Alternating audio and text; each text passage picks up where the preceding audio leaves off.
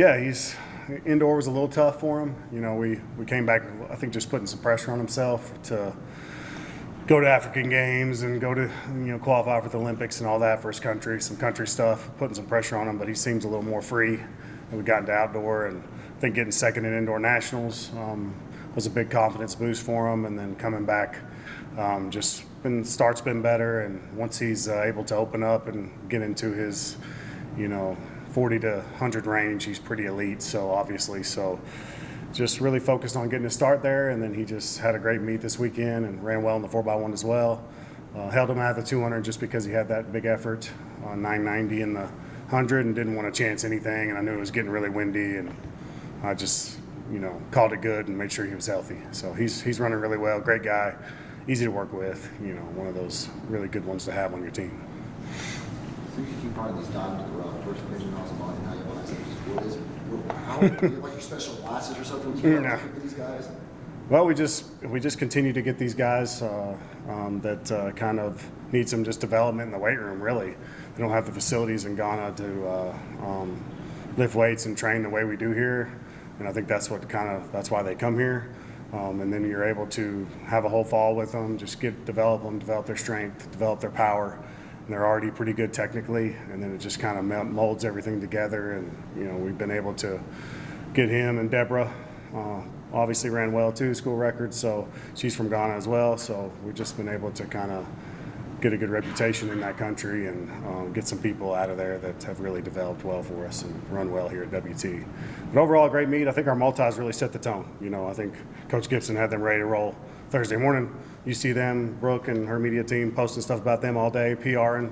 That kind of gets everybody excited. Everybody's, track's ready to roll today. So having Ramette and Alan and David and Gerard and Leighton and Marin and Elliot, I've named all of them just because they all did well, started PRing, started the meet off right, and then get into Thursday night. Carissa rolls, Blessing rolls. All our 400 guys basically had season best. And just Adrian Solis ran 153, one of our 800 guys. So really good night Thursday night. Got some good weather, and then Friday obviously we were able to come out and do some things there too. And Kaylee Benton's jumping well. Local girl there really has turned out to be a really good one for us. Triple jumped well. It's really not her favorite thing to do, but she triple jumped well. But I think we're getting healthy. Obviously Leah's banged up. The 4x1 didn't go the way we wanted, so we got to get Leah back around. Daniela Pesik's a little banged up, so we got some girls that need to get healthy here, and we got a month till conference, so hopefully we can get that done. Coach, this week on the road, Hobbs and Azusa, what's the weekend look like for you guys? We canceled Hobbs just because they had to cancel. They couldn't find officials and things like that, so that was kind of a last-minute thing. So that probably works out better. We're coming off a big effort this weekend, so all the sprints, jumps, throws, we'll kind of just train and rest, get healthy. But Azusa's a big meet. I think Coach Daniel was in here last week. You don't go there, then you're not going to get marks. It's just no wind, no altitude. Every race is set up to run fast. William, he's not even on the Tefers list right now, so we got to get William going. He hasn't run outdoor yet. He'll run the 10K, Flo in the 10K. I mean, it's going to be a huge weekend for us. And if they got to hit those qualifying marks this meet, or it's hard to hit them around here because the wind, altitude, the races aren't set up. It's hard to do it anywhere else but there. That's why everybody in the country goes there. There's only a month until conference. What kind of stuff you fine-tune as you get ready? Really just rest and health, and we got finals coming up. All these things start to converge here at the end of the year, so we got to make sure that we're healthy and ready to roll for conference. And Angelo's a good track. They'll put on a good meet. So I think we can get some marks done there too for nationals, but really just trying to fine-tune what we need to do as far as getting people tickets to the national meet, and that way we can do our best there. And that's really our only focus right now, is to get healthy, make sure we're checking off boxes for the national meet and getting people there.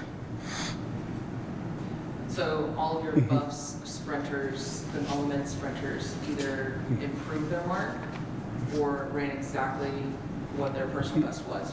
3 ran their personal best, but everyone else improved their mark. What are your thoughts on that? And how does that training that you do out there with them, don't want to ask all of your secrets, but what are you doing out there to make them so fast? Well, I think we got a fast track, number one. I think they love running at home. I think they know that this is a big opportunity for them. So I think the mental focus was there, and I think we finally just got some conditions that we could run in. You know, I think that obviously our first home meet was not good, 40 degrees, whatever. Tech was not good, great the next week. Texas Relays wasn't great. There was a lot of wind there, and we're running it at 9 in the morning. So I think this is the first meet where we've been able to really set up our training for. Obviously, we're trying to really taper down for this Jo Meaker meet. It's always been a big, huge meet for us. And we just have a really fast facility and really good competition for this meet. And I think that just brought out everything and some excitement. And I think they knew that they could run fast and put something together, especially if we don't have wind in the 400. You know, obviously Carissa breaking a 43-year-old school record is huge.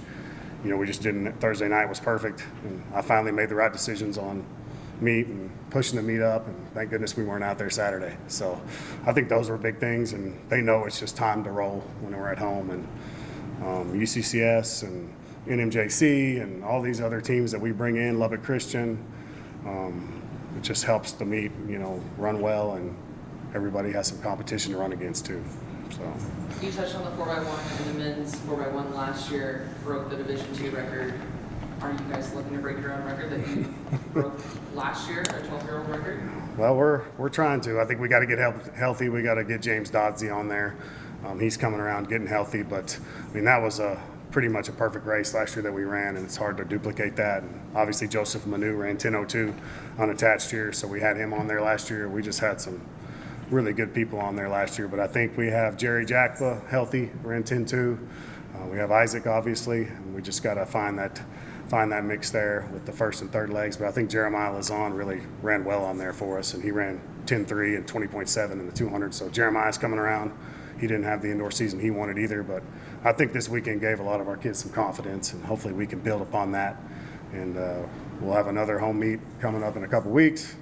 We'll go to Tech after that, and then we'll just kind of sprint jump-wise, shut it down and get ready for conference. I don't know if Brooke put it like in the press release thing, but kind of explain the wind-aided. Okay. I know it's like 990 Yeah. or 993 type things. So if you go to any, let's say you go to the USTF CCCA website, you can see any record that counts as a record is under 2.0 or under. So you'll see probably a lot of our guys in there, Azamati and them, have a lot of those records. And then you'll see like all conditions, which is 4.0 or even higher, any wind. You'll see those records. But to qualify for the Olympics and to qualify for a school record, I made the rule, you have to be 2.0 or under. To qualify for the NCAA or be on the TFERS list, all it has to be is 4.0 or under. Because 2.0 is very rare to find. You're not going to find that. And probably in California is where you'd have to go to get that. And every now and then we'll get it around here, Texas Relays. But 2.0 is school records for us. Some teams, they do whatever they run as the school record. For us, I think 2.0 is the fairest way to do it in the jumps, in the straightaway events, in the 200. You got to be 2.0 or under. To be on the NCAA list to qualify for an NCAA championship, like Isaac, yeah, that's good. He's good there. 4.0 or under. If it was over 4.0, nothing counts. How do you determine the 2.0 or 4.0 with how strong the wind is? You have that wind gauge out there. The gun starts, you press a button, and it counts down 10 seconds, and then it spits out the average wind that it was blowing. So if you were at the meet, you probably saw our starter. He was pulling people up because he'd feel it burst, and he knows we need it legal, at least 4.0 or under. So and then the 200, it was over. There was no, we got some of them under 4.0 and then some of them way above that. So it's just dicey in West Texas. So, but yeah, 2.0 for school records, NCAA D2 records, or any record at all has to be 2.0 or under. Olympic qualifying. So if that would have been a 2.0, he'd have made the Olympics. So it's kind of disappointing that way. But 4.0 or under, then you're good for NCAA or anything like that. So I hope that explains it somewhat. But that's for jumps, long, triple, 100, 200, hurdles, short hurdles, all that stuff. Yeah. So you got to have it 2.0 or under for Olympic qualifying or country qualifying or anything like that. So You talked a little bit about Deborah and Carissa and just their 200 and then Carissa's 400. Their wind was 1.6. So Deborah, yeah, that would be a school record, and that will, obviously raise some eyebrows around her country and stuff because Deborah's kind of an unknown person there. and now she's going to kind of putting her name on the map. But the 200, I think, was like 2.8, so that gets her qualified for the national meet in May, but it doesn't help her as far as like it didn't break our school record or get her to the, on the world list or anything like that. And then obviously Carissa in the 400, Blessing in the 400, 53.0 freshman. I mean, she's going to be a stud too. So got some good young ones. You got a mix of some older ones in there too. So it's a good women's group. On that side, we just got to get a little healthier in the jumps, and Leah, we need Leah. So Leah's a 2-time national champion, so got to get her to come back around, and hopefully we can do that. Brian, lastly, you mentioned all 700 multis. It seems like a lot of multis compete. I haven't seen that in the past 2 years, that many, but Leighton broke the school record, and you coached Morgan Shelton 12 years ago, the record that she broke. I mean, just how are you putting out these multis that are just putting up really big numbers on both the men's and women's side? Yeah, I think it's something that we like coaching. We like being around them, and Coach Gibson has done a great job recruiting them, and he pretty much coaches them in every event. I help them out in the hurdles and some spring events and conditioning, but he's just done a great job developing Leighton. I mean, Leighton was just someone that has never hurdled before in high school. I don't think had ever high jumped before in high school, and we've developed her into a really good hurdler. Obviously, she was an All-American in the hurdles indoor, never touched a hurdle before she got here. It's pretty crazy to think about, and then that record's been there for a long time, and she was on pace. I knew she was going to break it just because she just kept pumping out PRs, and I texted the girl that used to have it, and all she wanted was her nameplate out there for me to mail that to her, so I'll try to do that. But Leighton's been awesome for us. Leighton scores a lot of points for us. Elliott, those multis do a lot for us that are kind of unknown because they do the multi at a conference meet, then they do all these other individual events. And they're scoring multiple points for us, big time contributors to our team. That's why we like having them too.